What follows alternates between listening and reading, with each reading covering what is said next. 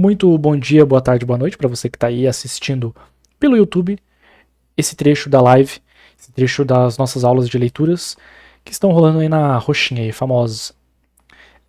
Já para me fortalecer, já faz a coisa que a rede social manda, like, curtida, comentário, isso aqui, meu Deus, manda pra vovô, pra vovó. E é isso. E vamos lá de Alice no País das Maravilhas. Esse que é um livro que está entrando esse ano na lista. Então, atenção para como que ele vai ser cobrado. A gente ainda não tem perguntas a respeito desse livro. A gente ainda não tem um repertório de questões muito grande aí para entender a forma da cobrança desse livro. Então, vamos passar aqui um pouco mais de uma perspectiva de como que isso pode aparecer para a gente. Seguinte, eu imagino que todo mundo já tenha visto essa história, seja em animação, seja em live action, apesar de que, cuidado, tá? Não é sobre o live action isso aqui, também não é sobre animação.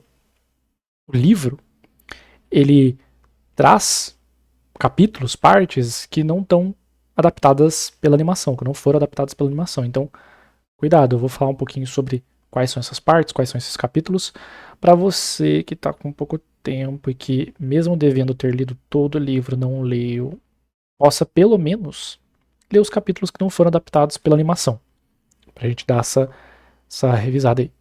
Seguinte, o autor de Alice é o nosso querido Lewis Carroll, que é um pseudônimo, é um nome artístico, né? O Lewis Carroll, na verdade, é o nosso Charles Dodgson, que ele nasceu em 1832 e morreu em 1898. Ele foi um autor bastante diverso, né? Ele produzia contos, poemas, romance, também estava ali relacionado com as artes, com as pesquisas em exatas, era matemático, e também tinha essa ligação religiosa, né? De uma tradição e uma influência religiosa familiar aí, que estava colocado ali no autor.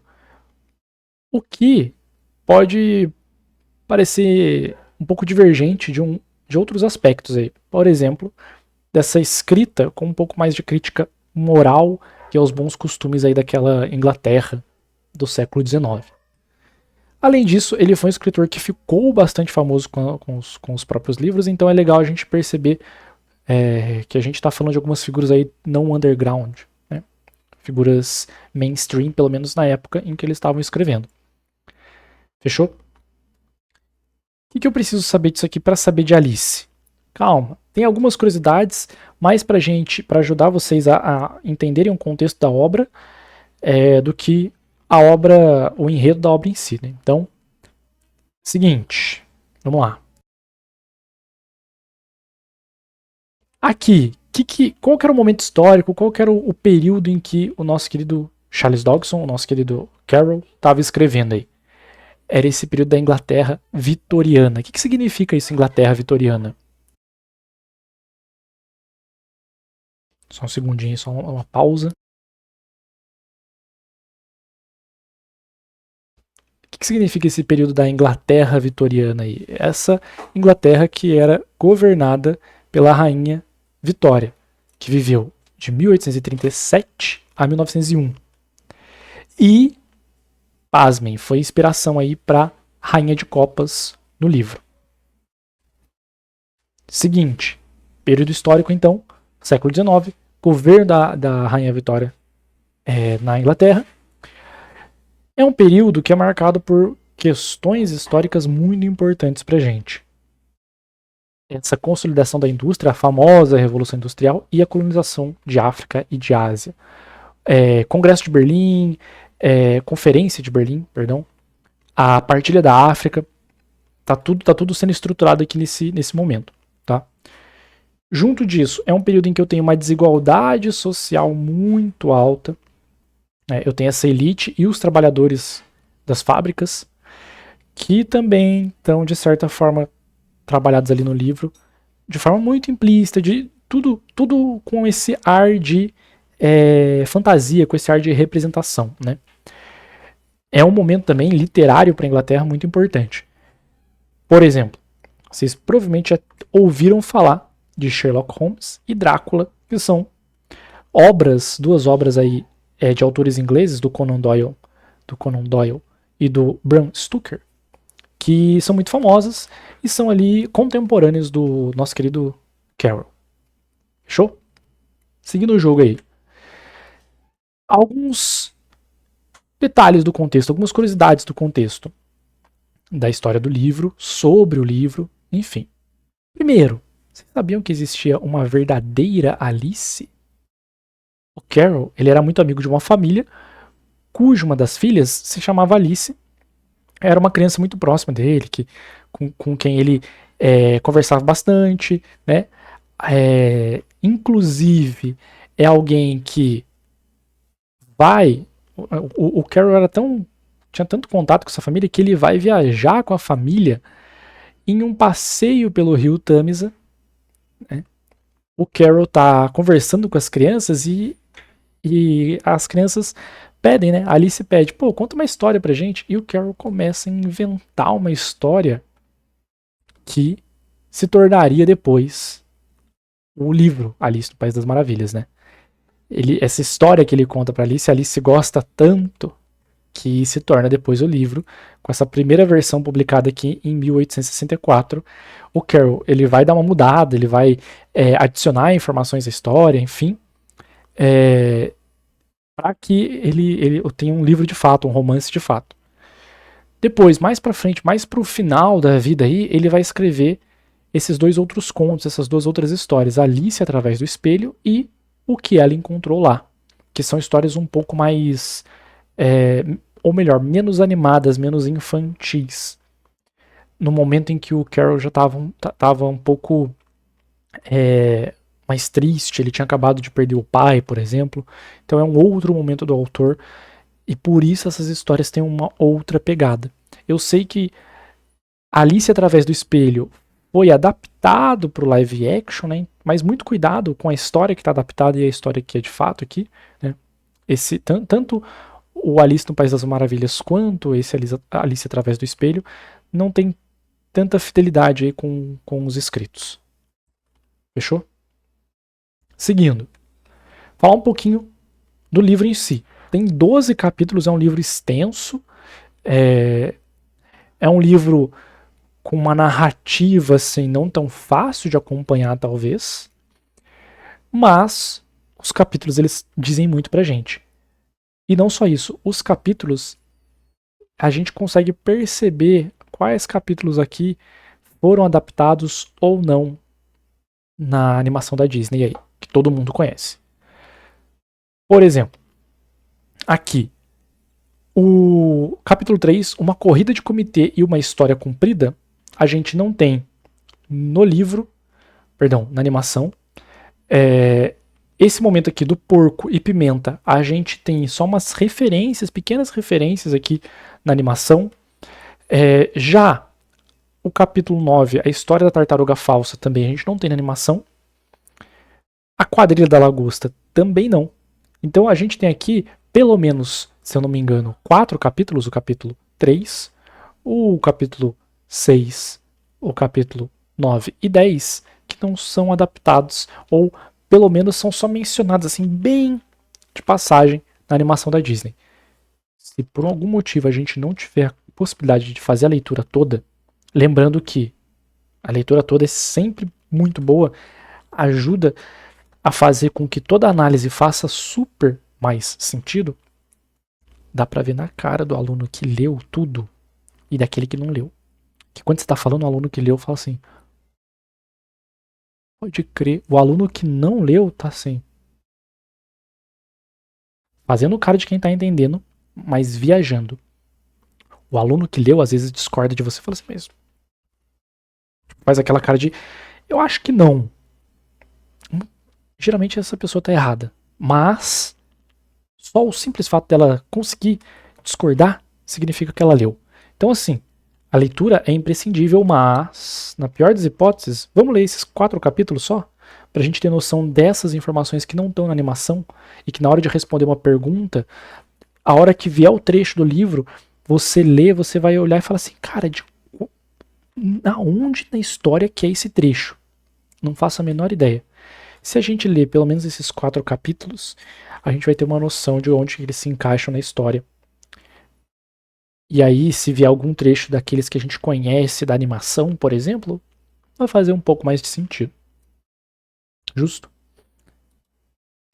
Sobre o livro em si, sobre o resumo. Tá? Ou ainda não, mentira. Sobre a obra como um todo aqui. Né? Eu tenho um narrador em terceira pessoa, um narrador observador, e aí um pequeno pedacinho aqui de como que essa história é narrada, porque ao longo do resumo eu não vou poder passar por cada um dos trechos, mas pra gente ter uma noção de como que é esse narrador de Alice, né?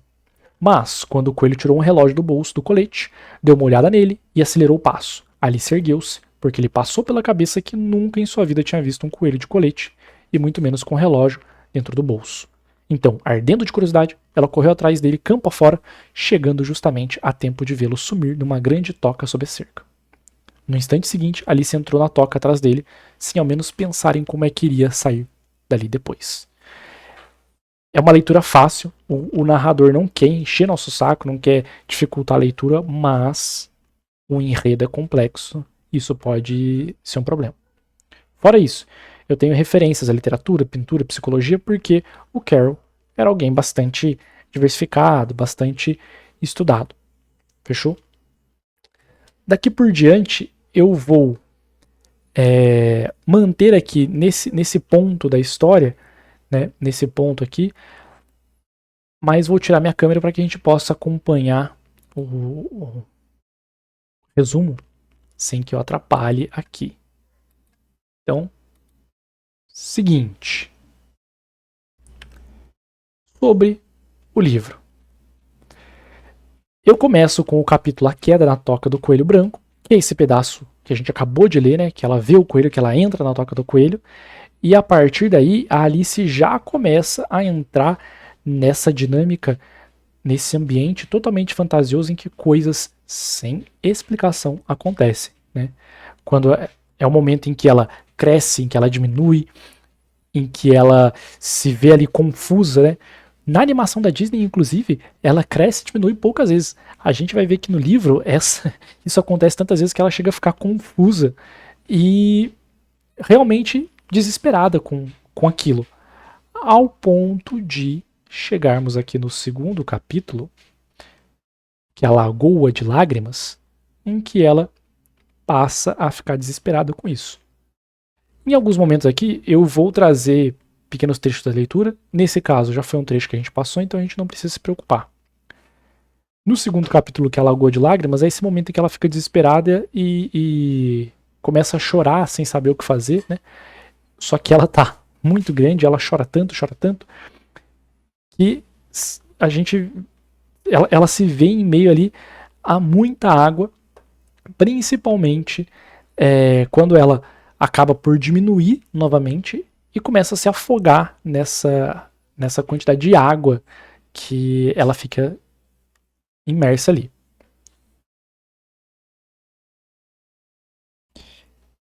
Nesse trechinho aqui, pra gente dar uma olhada, um pedacinho da narrativa sobre isso. Seria melhor não ter chorado tanto, lamentou-se Alice enquanto nadava, tentando sair dali. Parece que serei punida agora por isso, afogando-me em minhas próprias lágrimas. Depois daqui, a gente tem esse capítulo que ele não é tão claro no livro, né? Não é adaptado tão claramente na animação da Disney, que é uma corrida de comitê, uma história comprida. Essa lagoa de lágrimas na qual ela se afoga, na qual ela se molha também outros seres, que depois de chegarem a um lugar mais seco, né, decidem fazer uma pequena competição para se secarem. Uma corrida eleitoral. Muito, muito confuso, sem regras, como tudo que acontece nesse ambiente. Confuso, complexo, muito sem sentido. A partir dessa corrida, né, a gente começa a ver algo que vai ser bastante representativo na obra como um todo, que é essa sucessão de eventos ali de forma mais ou menos estranha, para dizer o mínimo. Depois disso, pra gente ter uma noção aí de como que é narrado esse pedacinho. A Alice estava tão acostumada a só esperar por coisas extraordinárias que então lhe parecia muito tolo e tedioso que a vida continuasse, de modo comum. Já no quarto capítulo aqui, enquanto Alice está acompanhando novamente o coelho, né, ele confunde Alice com um empregado, com uma empregada, e pede que ela pegue alguns objetos na casa do coelho. Quando ela chega lá, ela cresce tanto, tanto, tanto, que ela chega a sair, né, os braços dela, a cabeça saem pelas partes da casa, pelas janelas, e ela fica presa. Né. Nesse contexto, ela come alguns biscoitinhos que fazem com que ela diminua também, né? Esses doces, bolos, biscoitos que fazem com que ela diminua. Assustada com toda aquela situação, Alice, ó, dá no pé dali e é lá que ela vai encontrar um personagem super representativo pra gente, que é a Lagarta azul com a narguilé dela. É o momento de contato com essa personagem, é o momento de contato com a própria Alice, galera. É onde a Alice vai admitir estar confusa, não saber onde está, não saber o que está acontecendo, o que está fazendo. É um momento em que a gente tem uma reflexão, né? A gente percebe essa reflexão da Alice com a lagarta, com ela mesma. Olha a Alice se perguntando: será que eu mudei durante a noite? Vamos ver. Eu era a mesma quando me levantei esta manhã? Estou quase me recordando de que senti um pouquinho diferente. Mas se eu não sou mais a mesma, a pergunta é: quem afinal eu sou? Ah, aí é que está o problema. Então, ela fazendo essa reflexão com ela mesma, né? Por fim, a lagarta tirou o cachimbo da boca e dirigiu-se a Alice com voz lânguida e sonolenta. Quem é você? Não era um começo de uma conversa. Não era um começo de conversa encorajador. Alice respondeu muito tímida. Eu já nem sei, minha senhora. Nesse momento, bem, eu sei quem eu era quando eu acordei esta manhã, mas eu acho que mudei tantas vezes desde então. Muita atenção, muito cuidado com essa dinâmica aí de reflexão, tá, pessoal? Depois do contato com a lagarta, a gente tem outro momento aqui que não aparece muito no livro. No livro, perdão, no filme. São algumas referências no filme, como o próprio gato, por exemplo, que é o gato que direciona, que ao conversar com a Alice, direciona ela para a casa do chapeleiro e da lebre. Né? O gato até pergunta para Alice para onde você quer ir, ela fala, não sei, então como que eu vou te ajudar a ir para algum lugar que você não sabe? Ela quer ir para algum lugar. Então ele direciona ela para casa do chapeleiro maluco. Ela fala, mas eu vou para um lugar com pessoas malucas? E o gato pergunta, pô, não somos todos nós malucos? Ela até chega a se perguntar e até chega a dialogar com o gato nesse sentido, dizendo que ela não é maluca. E o gato responde, com certeza é, senão você não estaria aqui. A partir desse momento aí, ela vai até a festa do chá, e aqui a gente tem uma passagem muito importante. Falei para vocês, esse livro, ele também tem um pouquinho de crítica social, né? Essa crítica aos valores e às morais da época. Poxa, a instituição do chá pro inglês tem muita importância. E retratar esse chá com pessoas que não seguem o decoro ou tentam seguir de forma quase que alegórica, quase que ridícula esse decoro, faz parte dessa crítica, né? Dessa crítica a essas aparências da época, esse conjunto de morais aí e de ações que serviam só para aparência na época. Por exemplo, esse momento que a gente acabou de narrar do encontro com o gato e esse momento de ida até a casa do chapeleiro maluco. Você poderia me dizer, por favor, qual o caminho para sair daqui? O gato responde. Depende muito de onde você quer chegar, disse o gato. Não me importa muito onde, foi dizendo Alice. Nesse caso, não faz diferença por qual caminho você vá. Desde que eu chegue a algum lugar, acrescentou Alice, explicando. Esteja certa de que isso ocorrerá. Visite ou um ou outro. Ambos são loucos. Mas eu não quero me encontrar com gente louca, observou Alice. Não se pode evitar, disse o gato. Todos são loucos por aqui. Eu sou louco, você é louca. Como sabe que eu sou louca? Indagou Alice. Você deve ser, respondeu o gato. Ou então não teria vindo aqui. Olha a reflexão, olha as perguntas que estão sendo colocadas aqui, olha a forma que está sendo tratado. Tudo isso que está acontecendo com a Alice. Saindo da casa do chapeleiro, ela vai chegar ao campo de croquet, ou de cricket, da Rainha de Copas. Ela chega nesse ambiente onde ela vê 3 cartas de baralho, cartas soldados, pintando rosas brancas com tinta vermelha. Muito preocupadas porque a Rainha de Copas tinha dito para que fossem plantadas rosas vermelhas, porque ela odiava rosas brancas. E eles estavam pintando. Ou ela iria ordenar que cortassem a cabeça dos soldados. Uma coisa que era muito comum da rainha. E aqui a gente tem que fazer um paralelo, a gente tem que tomar um cuidado com a questão histórica, né? Era um momento em que a gente tinha acabado de passar pela queda, pela crise de diversas monarquias ali na Europa, principalmente a monarquia francesa, em que essa coisa do cortar a cabeça foi bastante presente, pessoal.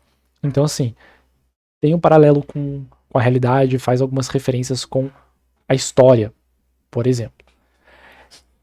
Nesse contexto, né, a Alice ela é convidada, ela quase que cai de paraquedas nesse jogo de cricket, que é aquele jogo em que você tem pequenas argolas na grama e você precisa fazer com que a bola passe por essas argolas, jogando ela com um taco. É como se fosse um golfe estranho. Só que o jogo em si que a rainha tinha proposto, era muito estranho, era muito sem sentido. De novo, olha a crítica aqui, as regras, as convenções sociais, né? Era um jogo que não fazia sentido para Alice como um todo. Um trechinho aqui pra gente acompanhar. Desta vez farei tudo certo, disse consigo, e começou pegando a chavezinha dourada e destrancando a porta que conduzia ao jardim, no momento que ela tá chegando no jardim. Foi mordiscando o cogumelo. Ela guardara um pedaço no bolso, até ficar com 30 centímetros de altura. Daí atravessou a pequena passagem. Então, achou-se finalmente no lindo jardim, entre canteiros resplandecentes e fontes fresquinhas. Veja bem, senhorita, o fato é que neste lugar deveria haver uma roseira vermelha, mas por engano nós pusemos uma branca. E se a rainha descobrir, todos teremos nossas cabeças cortadas. Compreende? Aqui já são os soldados falando com ela. Seguindo.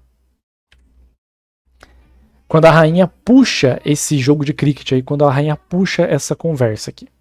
Aos seus lugares, trovejou a rainha, e todo mundo começou a correr em todas as direções, tropeçando uns nos outros. Em poucos minutos, porém, estavam todos acomodados, e o jogo começou. Olha o tom autoritário, né, com que a rainha fala. Lembrando que tem uma clara referência à rainha Vitória aqui.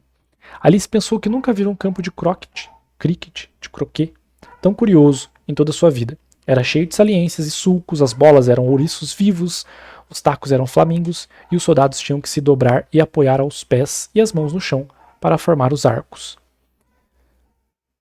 Seguindo aqui. Depois da partida, a gente tem um outro pedaço aqui em que não é tão adaptado na animação e que vale a gente olhar com bastante atenção. A duquesa, que está presente no capítulo 3, aparece no campo e vai ao encontro da Alice, né? Já tinha conhecido a Alice, já tinha conversado com ela. E a partir dali, a Alice se despede da rainha de copas com um certo tom de ameaça, né? Tanto a duquesa quanto a Alice ficam nesse tom de tensão. E a Alice é apresentada a um grifo. Quem assistiu Harry Potter aí, ó, vai lembrar. E vai ao encontro da tartaruga fingida, que é um personagem bastante engraçado. A tartaruga ela tinha um problema, né? Ela estava bastante triste, estava passando por um problema aí que trazia bastante tristeza para ela. E a Alice busca ajudar a tartaruga com esse problema. A gente tem aqui um trechinho aí sobre a Alice diante da tartaruga. Alice não disse nada, sentou-se com a cabeça entre as mãos, indagando a si mesma se alguma vez as coisas voltariam a ser como antes. Alice encara problemas e Alice também está com um grande problema, né? Ela está perdida, ela está confusa, ela está presa nesse lugar. Outro ponto aqui que não está tão presente na animação, e que é importante, que é a continuação desse caso com a falsa tartaruga, em que a gente tem um momento muito estranho, né? Um momento engraçado, que faz parte toda a narrativa, que faz parte toda essa estrutura sem sentido. Aqui, por exemplo, a Alice vai recitar a poesia para falsa tartaruga, a gente tem referência à literatura, a gente tem referência a outras formas de escrita aqui, né? Não só o romance.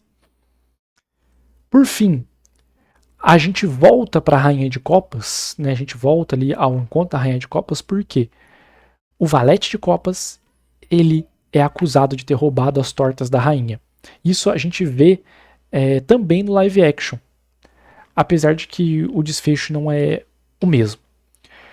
O Valete de Copas rouba a torta da rainha, é acusado por ela e ele seria condenado à morte.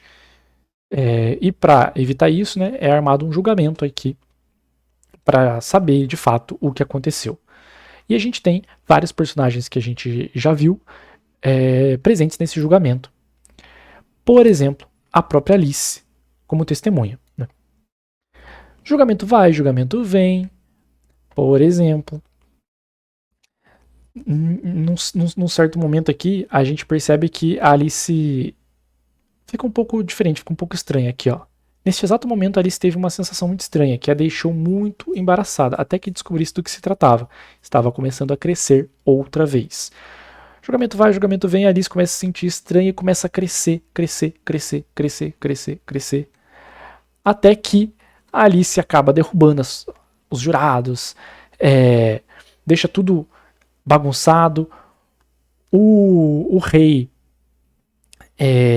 diante daquela situação, como juiz, né, afirma, por exemplo, que pessoas muito altas não podem participar do julgamento, porque ali estava atrapalhando tudo, estava fazendo uma bagunça enorme. Aqui, essa bagunça, essa confusão começa a escalar de um jeito que as cartas, soldados, atacam a Alice, se jogam em cima do rosto dela, e a Alice, com essas cartas no rosto, acaba despertando no colo da irmã com um monte de folhas no rosto. E aí a gente fica com aquele sentimento que sempre fica no final dessas narrativas bastante complexas, que o que aconteceu? O que se passou? Foi um sonho? Foi uma fantasia? Do que se trata isso? E é esse o nosso foco de análise. Para a gente fechar a narrativa, um pequeno trechinho para finalizar. Naquele momento, todo o baralho voou pelos ares e começou a cair em sua direção. Alice deu um gritinho, meio de susto, meio de raiva, e tentou abatê-los. Mas, quando deu por si, estava deitada no barranco com a cabeça no colo de sua irmã. Pronto. Assim a gente termina a narrativa com essa sensação, com esse gostinho de: o que será que aconteceu? Estou sonhando? Foi um sonho? Foi uma fantasia? E aí? Para falar disso, a gente precisa então ter um pouquinho de cuidado com essa análise.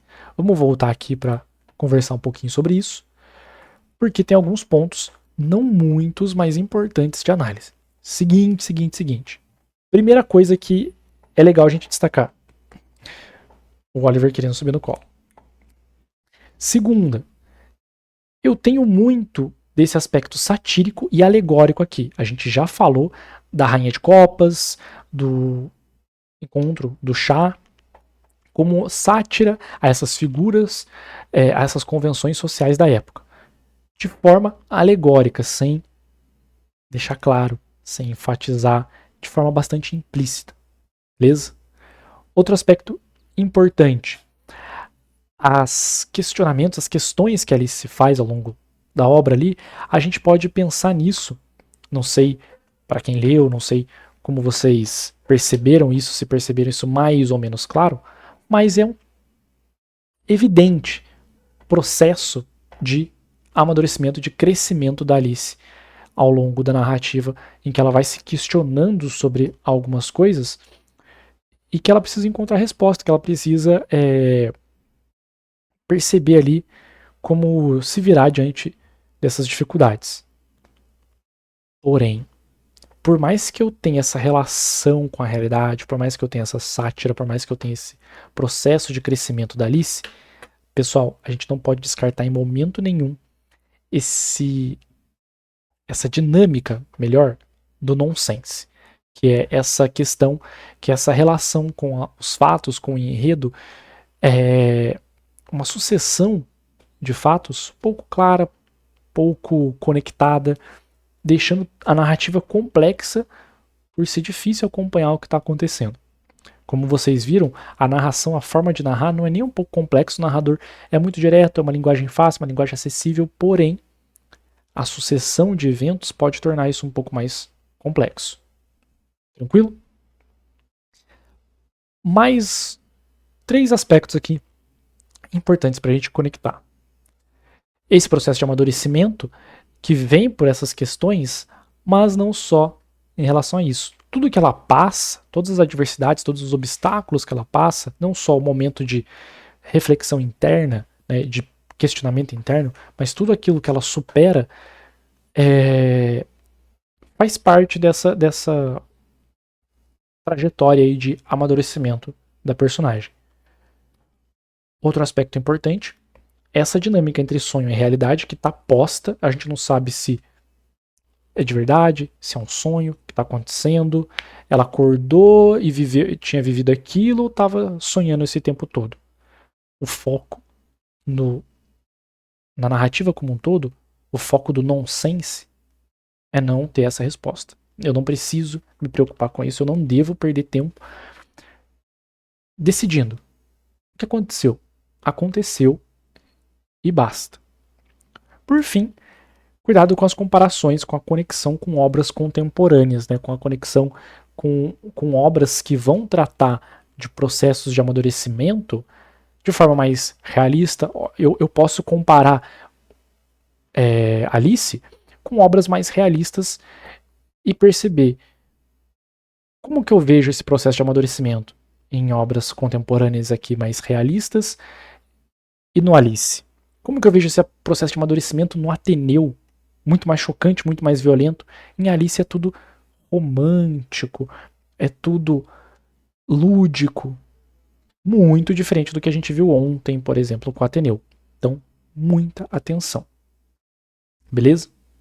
Espero que tenha feito mais ou menos sentido para vocês. Espero que tenha ficado mais ou menos claro. Não temos, infelizmente, questões aqui ainda para falar disso, mas eu queria agradecer por todo mundo que assistiu. Muito obrigado pela atenção, muito obrigado por terem disponibilizado o tempo de vocês aí para acompanhar. Você que está assistindo pelo YouTube, saiba que aqui na live a gente troca ideias sobre, a gente conversa sempre que possível sobre a dinâmica das leituras aqui. Então, se interessar, apareçam por aí e me ajuda deixando um like, se inscrevendo e deixando um comentário caso você tenha alguma dúvida aí. Em algum momento eu vou ver. Valeu, muito obrigado pela presença aí, ó. 1000 beijos.